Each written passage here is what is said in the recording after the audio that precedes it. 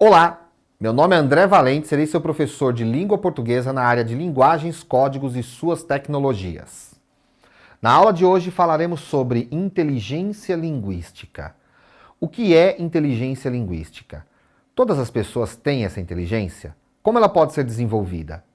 Veremos essas e outras questões. Vamos lá? Bom, hoje em dia nós já sabemos que não existe apenas uma única forma de inteligência, né? Então, ser inteligente não é só você saber fazer cálculos matemáticos, saber ciências, decorar informações. Essa concepção de inteligência, ela ficou no passado.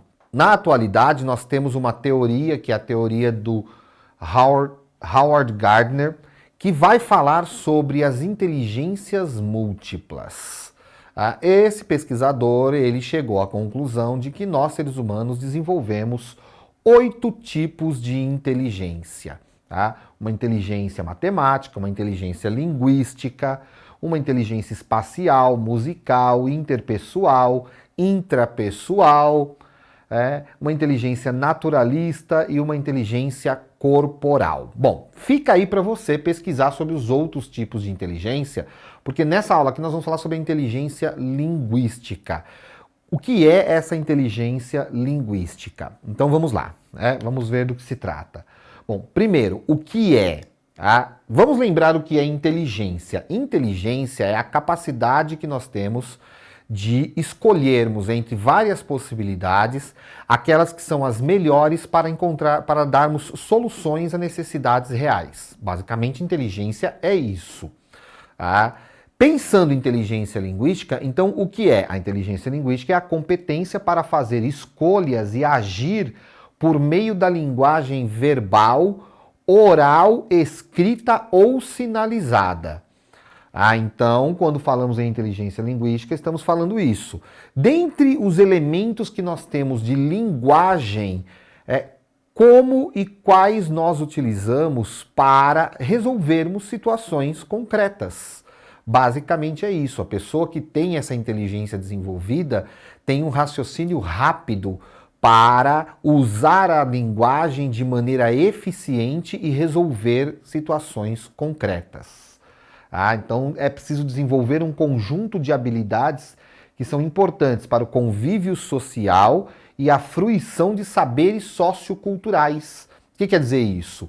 Quer dizer que quem desenvolve essa inteligência linguística vai tendo habilidades para relacionamentos na sociedade, para compreender o contexto em que está vivendo e conseguir organizar discursos sobre isso. E também para criar no campo da arte, da cultura, do discurso e poder oferecer novas possibilidades. Outra coisa, essa inteligência ela se desenvolve em todos os níveis da linguagem. No nível morfológico, que é o nível em que nós pensamos a formação das palavras e a categorização dessas palavras.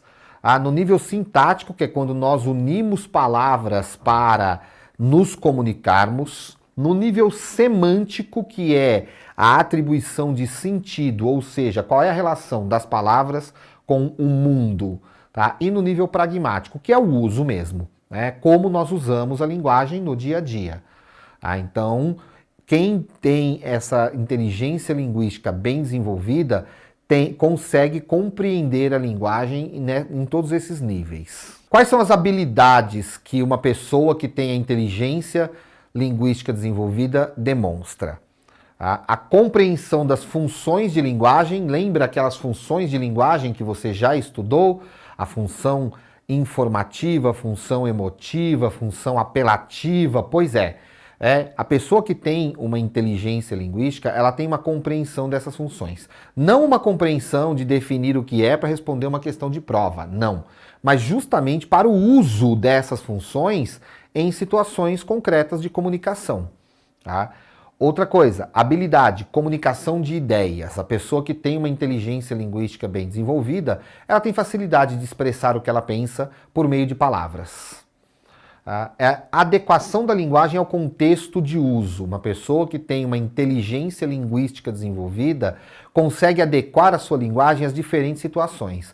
Uma situação mais informal, essa pessoa se comunica fluentemente, tranquilamente, usando uma linguagem informal, sem nenhum problema, consegue ser entendida, consegue conviver ali. Numa situação mais formal, essa pessoa também não tem nenhuma dificuldade. Então é a pessoa que vai da informalidade total, da total liberdade em relação a regras pré-determinadas, à formalidade absoluta com muita tranquilidade.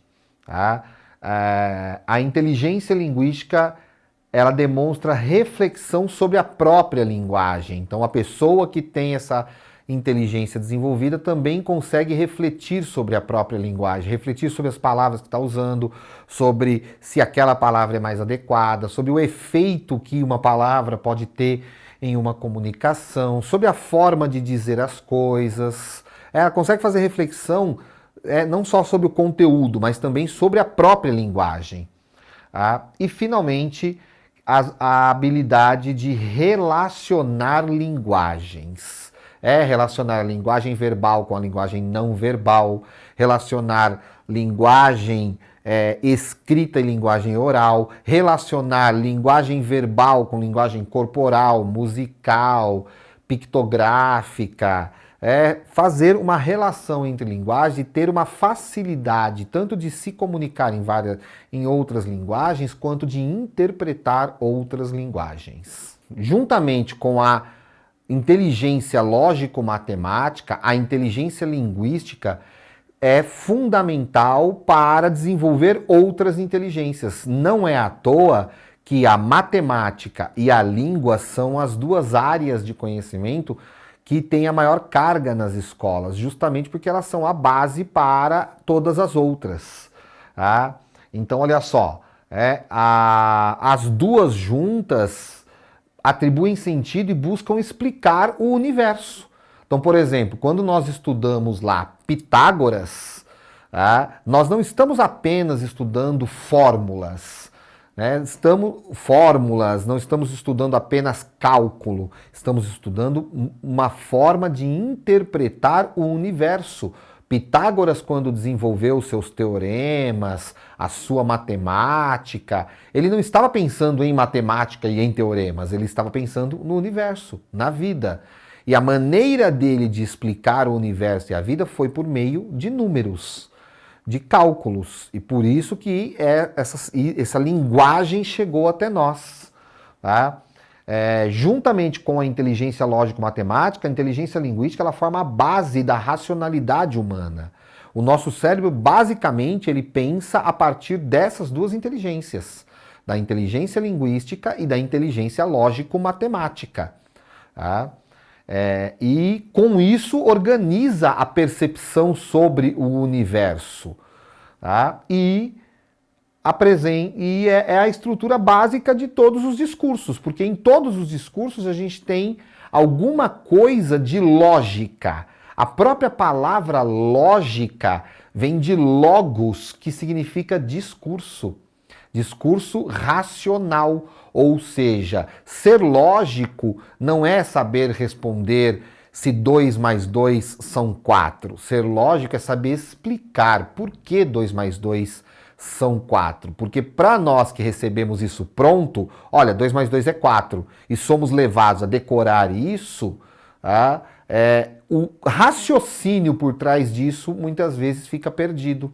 Mas quando nós conseguimos entender por que podemos dizer que 2 mais 2 é igual a 4, e em que condições podemos dizer isso, nós passamos a ter uma visão mais ampla desse raciocínio lógico. Então, o raciocínio lógico matemático, ele é nada mais nada menos do que uma forma de organizar o discurso que é diferente do raciocínio lógico verbal, que é uma outra forma de organizar o discurso, mas os dois são formas de organizar discursos para falarmos sobre a realidade. Isso se comprova cientificamente no exame do cérebro humano. O cérebro humano ele tem áreas que são responsáveis pelo desenvolvimento das linguagens. E olha que curioso que nós temos aqui.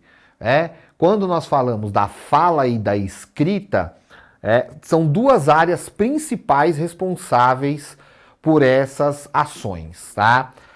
A área responsável pela fala e pela escrita é chamada de área de Broca, tá? E fica na região mais frontal ali do cérebro, né? Enquanto a área responsável pela compreensão linguística é chamada de área de Wernicke e fica mais atrás no cérebro. Isso nos leva a entender que esse processamento mais mecânico, que é a fala e a escrita, nós temos que mover os lábios, respirar, tem as cordas vocais, tem a articulação que temos que fazer, e na escrita temos toda uma ação mecânica. Tá? Ela é feita numa região do cérebro. O significado que isso ganha é feito numa outra região. Agora, olha que coisa curiosa. Quando nós olhamos o cérebro por cima e enxergamos as duas partes do cérebro, o que nós percebemos? Nós percebemos que a área do cálculo matemático e a área da fala e da escrita são muito próximas. São bem ali à frente, muito próximas uma da outra. Ou seja, o processamento da informação está muito próximo ali. Quando nós olhamos a área da identificação de pessoas e das preferências motoras, da identificação de objetos e animais, da compreensão linguística, das relações de espaço, por exemplo, também vamos ver que são áreas muito próximas. Aquela ideia antiga de que um lado do cérebro era estritamente racional e o outro lado era estritamente emocional, também hoje já não é pensado dessa forma. Tanto é que quando nós olhamos ali de um lado do cérebro, do lado esquerdo de nós aqui olhando, nós vamos ver o cálculo matemático, nós vamos ver as preferências motoras, nós vamos ver as relações espaciais que são estudadas, por exemplo, na física, são estudadas na geometria.